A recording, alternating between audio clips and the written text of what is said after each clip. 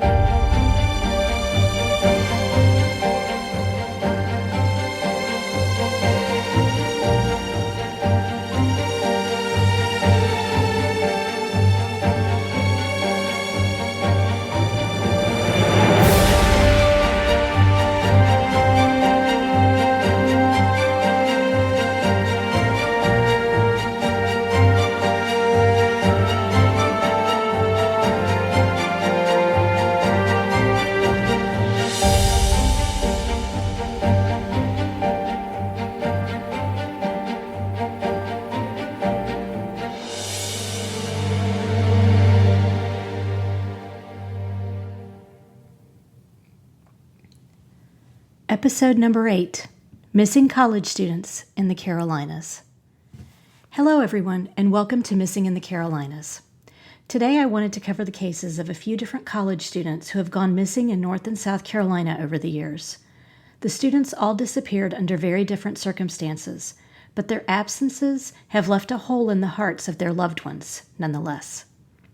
The first case I'd like to discuss is the one about Jason Knapp. Jason Knapp was a South Carolina native who graduated from Central York High School, where he played football, wrestled, and ran cross-country. Originally, he wanted to be a pilot in the Air Force, but learning he was colorblind forced him off that path. After high school, he attended GMI Engineering and Management Institute in Flint, Michigan, before making the decision to return to South Carolina after his freshman year. He enrolled at Clemson University and seemed to assimilate to his new environment pretty quickly. He enjoyed his mechanical engineering classes and hoped to one day work for NASCAR. In the spring of 1998, 20-year-old Jason was active in the ROTC program and had also just been inducted into the Pershing Rifle Corps at Clemson. According to Jason's mother, Deborah Booger, Jason had been talking about finishing up his finals, looking for an apartment for the following school year, and making plans to return home for the summer to visit. There was no indication of any problem in his life. The last time anyone saw him, Jason watched a movie with some of his roommates at their apartment near the Clemson campus on Saturday, April 11th. His roommates later left that evening to go out, and Jason stayed home. They didn't see him for several days after that, and some of his classmates and members of ROTC grew concerned that Jason had missed some important training exercises. They finally made the decision to call his mother on Friday, April 17th. His mother, Deborah, who had also not heard from him during that time period, but figured he had been busy with school and ROTC, immediately called the police. Jason's car, a 1990 white Chevy Beretta, was found on April 21st at Table Rock State Park in South Carolina, about 30 miles from Jason's home. The park spans across more than 3,000 acres and is located in Pickens, South Carolina, at the edge of the Blue Ridge Mountains.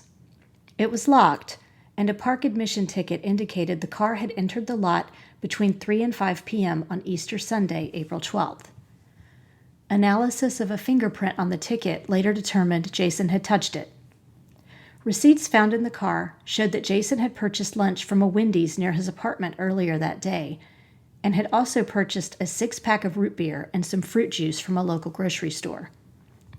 Investigators also found cash and Jason's checkbook in the car, showing a balance that had quite a bit of money still in it. They also looked into the possibility of suicide, but the one gun he owned, a rifle, was found back at his apartment, along with ammunition. He had also stripped his bed of the sheets and left them in his bedroom, as if he planned to launder them when he returned. Finding Jason's car at this particular state park was perplexing for Jason's parents. His mother said he was more into mountain biking and had never talked about hiking at Table Rock State Park. She also wasn't sure he would have gone there on his own. Another thing she found troubling was that Jason had a detachable face for his car stereo, which was very common at the time, and it had not been removed that day. Deborah thought that if he had indeed gone for a hike, he would have taken the face off that car stereo before locking and leaving the car. It is estimated that search teams and volunteers spent more than 3,000 hours looking for signs of Jason at the park. They even brought in dog teams from North and South Carolina. They were never able to find any evidence of Jason being in the actual park, other than his car being in the parking lot. Authorities searched the mountains of Table Rock State Park where Jason's car was found, but they couldn't find any clues. The Pickens County Sheriff's Office continues to send out flyers.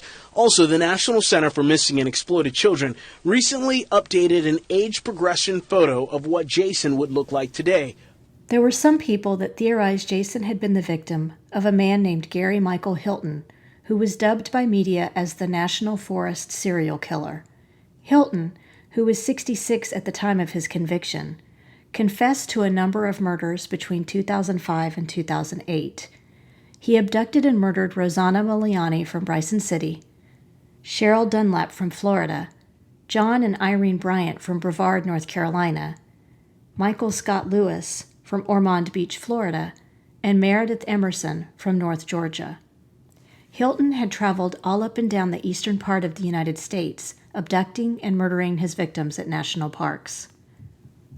Jason's disappearance in 1998 doesn't quite match up to the timeline of when Hilton began his killing spree.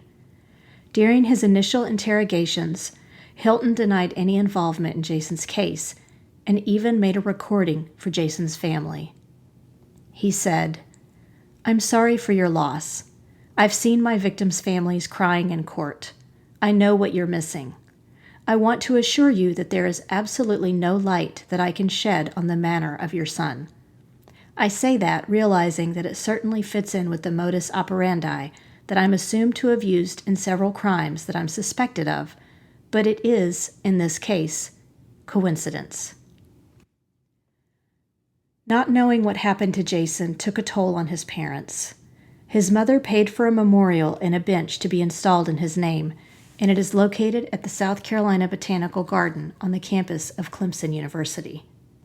In 2018, Jason's parents petitioned courts in York County to have their son declared legally dead, and their request was granted.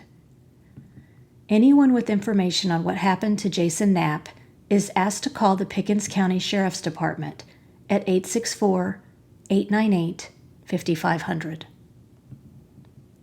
And now, let's take a quick break for a word from our sponsor.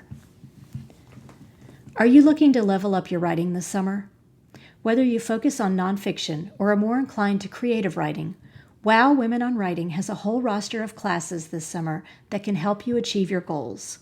In July, you can register for online classes like Writing the Picture Book, an autofiction workshop on exploring hybrid writing, the Women Writers Book Group, Building Meaning in a Memoir, or writing nonfiction for children or young adults.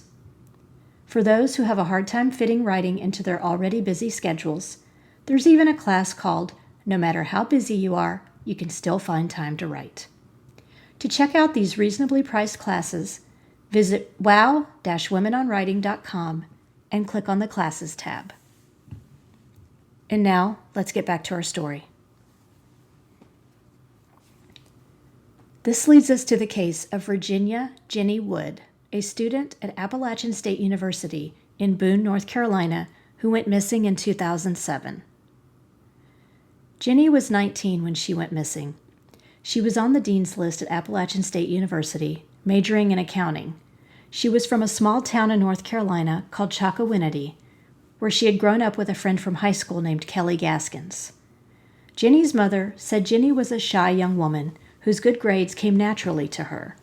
Making new friends was a little harder, as Ginni was a shy girl.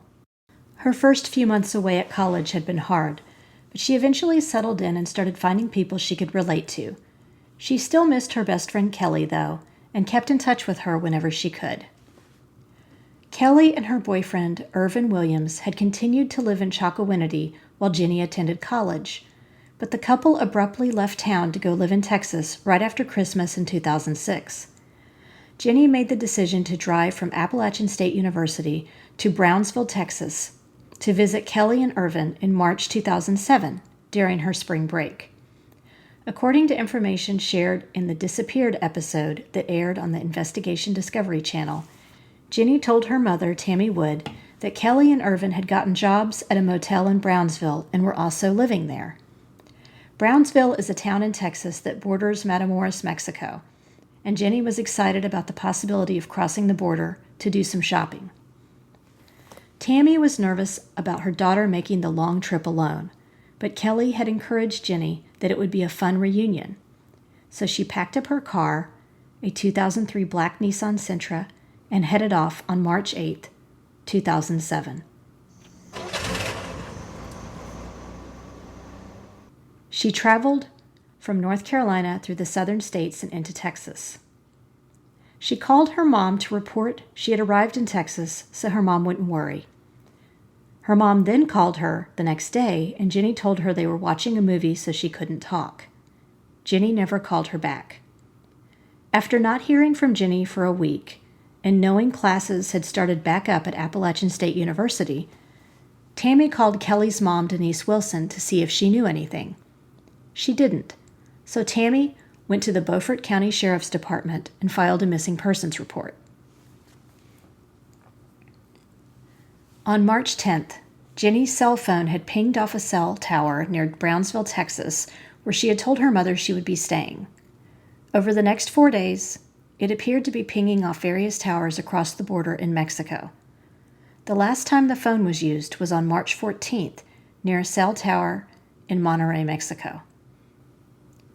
At the same time, Denise wasn't able to reach Kelly during this time either. Her phone appeared to be dead. Neither the police nor Border Patrol in Mexico had any record of Ginni, Kelly, or Irvin either. At the time Ginni went missing, both Kelly and Irvin were wanted by the police back in North Carolina. Kelly was on misdemeanor probation for drug possession in North Carolina and had violated her parole by leaving town with Irvin. Irvin was wanted because he had failed to appear in court on charges of burglary, arson, cocaine and marijuana possession, and assault. Back in 2005, Irvin and his father had been involved in an altercation that resulted in arson at what was assumed to be a local drug dealer's house. Just a few days before a hearing on those crimes, Irvin's father committed suicide, leaving him to face the charges alone. Local authorities believed he headed to Texas in January 2007 in order to escape prosecution and convinced Kelly to go with him. In fact, for years, authorities believed Kelly to be a fugitive and wouldn't take a missing persons report for her. They eventually did so in 2015 and now believe Irvin Williams is possibly involved in the disappearance of both Kelly and Ginni. One thing I found strange was that when Tammy enlisted the help of an attorney in Texas, they couldn't figure out where Irvin and Kelly had been staying. The attorney had the name of an inn they were supposedly working at, but when he visited it, no one who worked there admitted to knowing Irvin and Kelly. They acted like they didn't even know them. Ginni's mom and the attorney also traveled to Cancun on the Yucatan Peninsula on the off chance that the trio had taken up residence there, even though it was a long distance away from Matamoros. After meeting with the authorities and sharing their information, they didn't find any evidence of Ginni, Kelly, or Irvin ever being there. There have also been rumors over the years that Irvin Williams has visited his mother and appeared in a local convenience store back home in Chocowinity, driving a white pickup truck with Texas plates. Investigators have followed up on those leads, never actually laying eyes on this truck in person or on surveillance, and they've also searched Irvin's mother's home and found no evidence of him being there. Because of the seriousness of the charges he faces, they have serious doubts that he would ever take the risk of returning to Chocowinity. Unfortunately, because of Irvin Williams' history of being involved in narcotics possession and distribution, it's also likely he could have been caught in a drug deal gone wrong in Mexico, and Kelly and Ginni were casualties of whatever happened there. Anyone with information on the whereabouts of Ginni Wood, Kelly Gaskins, or Irvin Williams are asked to call the Beaufort County Sheriff's Office at 252-946-0101. Up next, we have the case of Martin Roberts from Boone, North Carolina. Because this next case is one that has been covered extensively by the local media in North Carolina, as well as a few national shows and podcasts, I'm only going to talk about it here briefly. Martin Roberts vanished from the App State campus in April 2016. His dad and family heartbroken, desperate to know what happened. We still have hope because we don't have a reason not to have hope. This area here is heavily wooded, so we searched all this area here. Boone police are stumped. They've searched the woods near his apartment, area lakes, brought in cadaver dogs. So in all the searches that you guys did, was there ever any sign of him at any point? No, we found no sign. Martin Roberts, age 19 when he went missing, was a native of Kernersville, North Carolina, who enrolled at Appalachian State University after high school graduation. He had struggled at first at college, spending more time on his social life than his grades, leaving him to take a short leave from Appalachian State. At the time of his disappearance, he was taking classes at Caldwell Community College and Technical Institute in the nearby town of Hudson, working to get his grades back up. According to friends and family, he had plans to re-enroll at Appalachian State the next semester. A female cousin was the last person to see Martin on April 21st, 2016, near a bus stop on campus near the intersection of Hardin and River Streets near the ASU Convocation Center. Investigators were able to confirm this sighting later on in a surveillance camera footage. His cousin chatted with him for a few minutes, and then he walked away. She didn't get a sense anything was wrong. It was only after his father hadn't heard from him in a few days that he asked Martin's roommates to check his room. They found that his cell phone and other electronic devices were left behind, along with a note mentioning something about not being happy with the choices he'd made. Martin didn't have access to a car or bicycle, so he had to have left on foot. There were tips that he'd been seen near Trout Lake near the Blue Ridge Parkway, and that area was searched. Investigators also discovered he'd turned off the location services of his phone the day before he went missing. Martin enjoyed hiking and camping in his spare time. There are many who think Martin was depressed and decided to go off the grid, but at the time he left, he was only carrying a small backpack and wearing an Appalachian State windbreaker, a t-shirt, khaki shorts, white sneakers, and a white golf visor. There were no indications he had any money on him. Anyone with information about Roberts' whereabouts, hangout spots, or people he may be with are asked to call the Boone Police Department at 828-268-6900 or High Country Crime Stoppers at 828-268-6959. This brings us to the conclusion of this episode. I'll be taking a break next week for vacation, but will return with a brand new episode on July 9th. As always, Thank you for listening. If you enjoyed this episode, please do me a favor and give it a 5-star rating wherever you listen to your podcasts. If you want to visit my blog and read more about true crime cases from all over the country, including the ones featured here, visit missinginthecarolinas.com. And don't forget to check out our sponsor, WOW Women on Writing, and the great programs and writing contests they have to support writers at wow-womenonwriting.com. Cover art for this podcast was designed by Mackintosh Multimedia. All episodes are researched and written by me, Renee Robertson, with sound editing provided by Mia Robertson.